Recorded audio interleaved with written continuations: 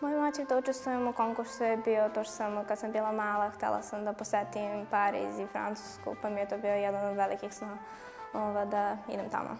Sa svojim radom sam htela da pošaljem poruku da prijateljstvo može da bude između svih ljudi iz drugih država i na takmičenjima može da se nađe prijateljstvo i tako.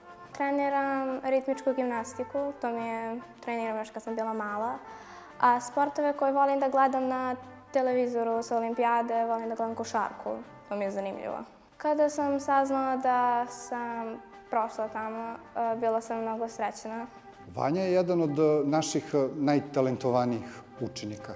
Inače, možemo je slobodno porediti sa jednim divnim cvetom koji raste na kamenu, koji su vrlo retki, ali veoma specifični svojom lepotom.